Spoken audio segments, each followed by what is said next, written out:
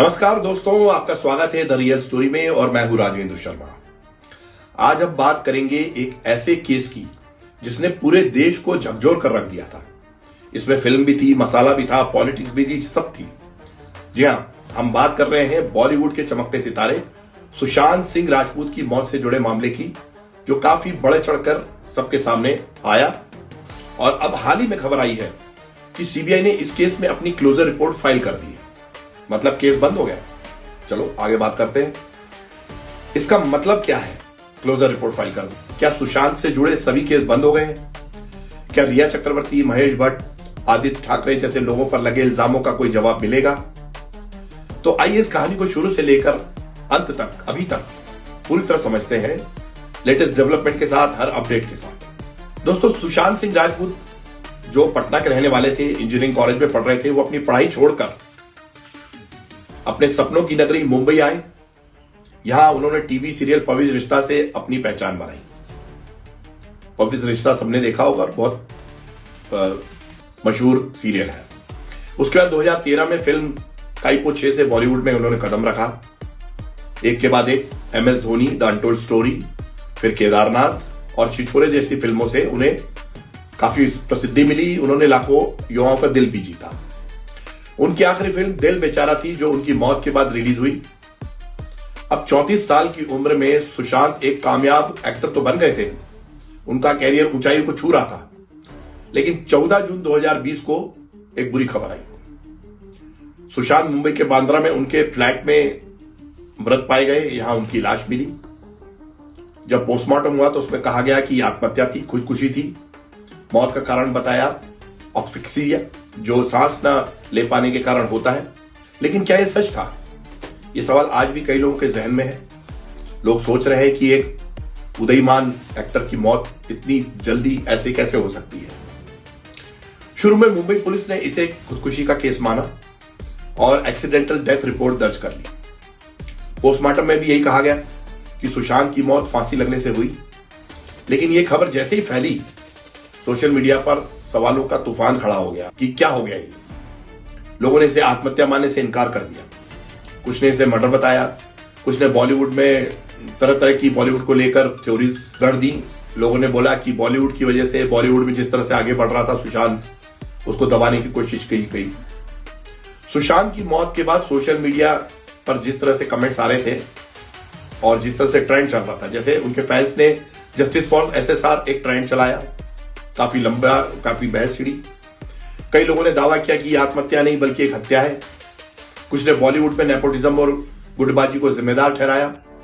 कहा कि एक नेपोटिज्म है, यहां पर गुटबाजी है, गुट में रह के काम करो तो आपको काम मिलता है।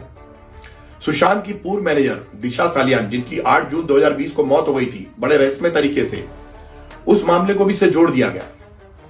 दिशा की मौत को भी कुछ लोगों ने साजिश का हिस्सा मानते हैं कि यह साजिश थी, पहले दिशा को मारा फिर सुशांत को। मीडिया ने इस केस को हाथों हाथ लिया। सुशांत के फैंस वगैरह जो है वो काफी बढ़ चढ़ के आ रहे थे। कई चैनल्स पर रिया को विलेन बनाया गया।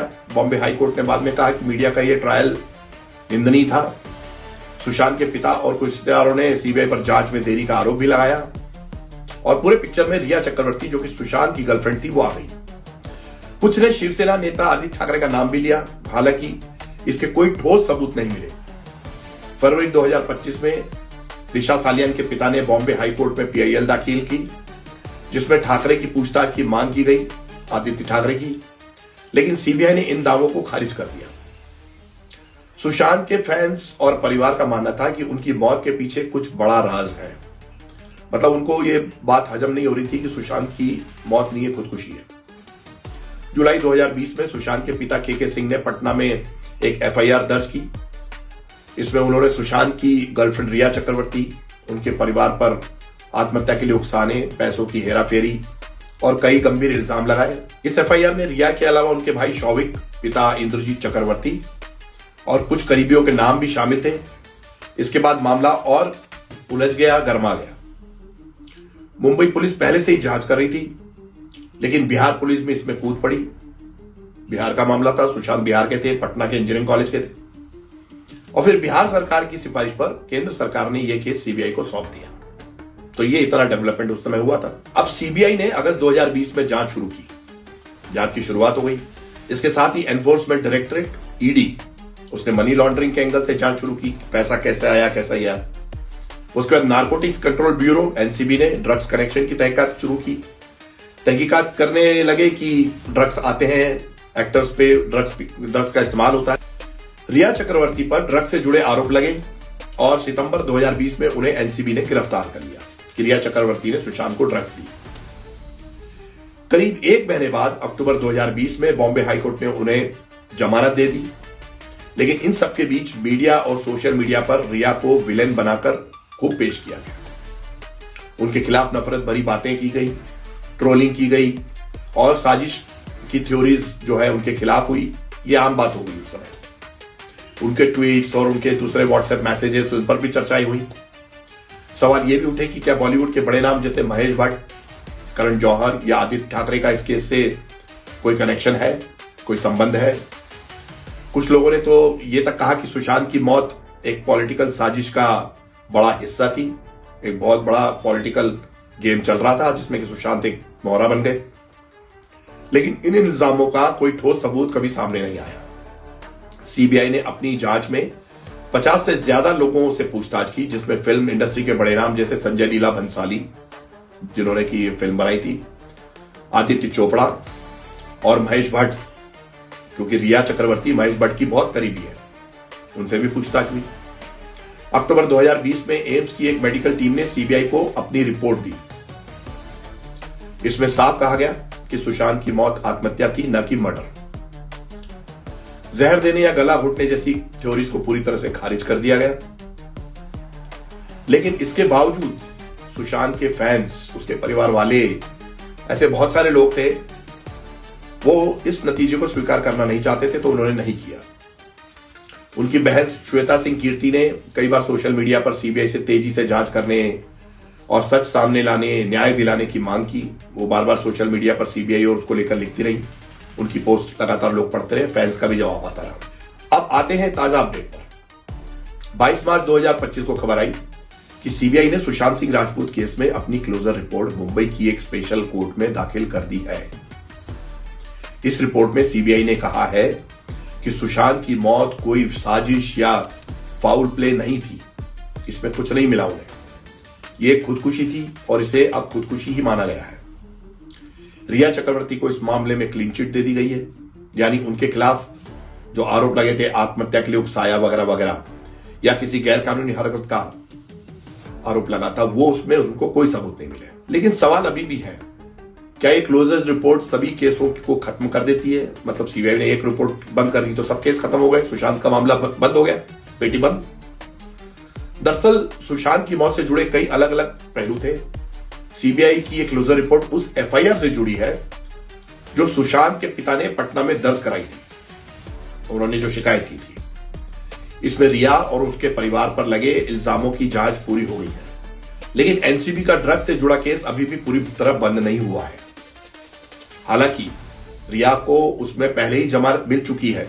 रिया चक्रवर्ती एनसीबी के केस से मुक्त हो चुकी है और एनसीबी ने सुप्रीम कोर्ट में कहा था कि वे रिया की जमानत को चैलेंज नहीं करेंगे। तो अभी जमानत तो हुई है, केस अभी क्लोज नहीं हुआ है।